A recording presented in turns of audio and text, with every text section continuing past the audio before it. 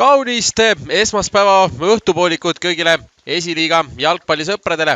Oleme oma otsepildiga siin Tallinnas Lillekülas, kui mõne minuti pärast on algamas esiliiga 22. vooru kohtumine, kui omavahel on täna siis vastamisi minemas kaks duublit, kui koduvõistkond Tallinna FC Flora U21 on võõrustamas. Selles mõttes seda nad oskavad ja siit esimene pall tuleb ka, aga see hetkel eriti suurt vastupanu ei osutanud. Teine pall samuti ja juba siin on olukorda ja nii ruttu see käis, kui 54 sekundiga viib Joosep Palts viib Flora juhtima ja täiesti uskumatu ja nagu Jude Bellingham seal käed taeva poole ka ja nii lihtsalt 61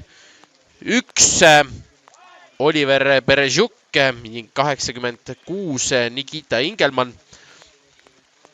Vaatame nüüd siit hoopis Pihlaku momendi ja 4. minutil Patrik Pihlak paneb kuuli teele ja meil on juba seis 2-0. No täiesti uskumatu, mis siin Lillekülas täna toimub. Vihma võib taevast tulla, aga see ei Eesti U17 tüdrukute koondist. Nii et Eestis siin tal kogemust kui palju ja kas siin on kolmas! Meil on kolmas 9. minutiks ja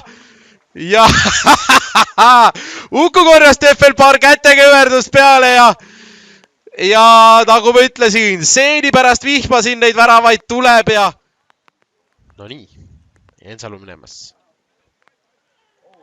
Kukutakse ja siin ka penalti. Hüpruselt tuleb ja teeb seal hüppeid.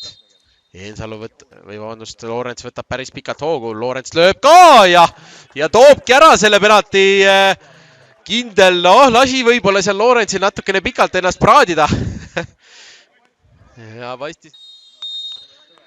No nii, tere tulemast tagasi. Oleme oma otsepildiga uuesti siin Lillekülas. Ja Andres Kiiselil 4 söötu.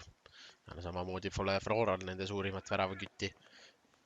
Kasutada Raudsalu ja läheb sealt postist natukene mööda ja siit jätkuvalt klaaritakse see asi ära. Aga uuesti pall Flora meeste jalgadesse.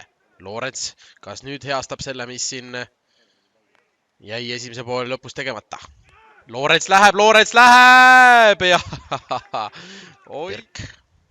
No üritatakse keskelt tulla ja Flora justkui pakub ka.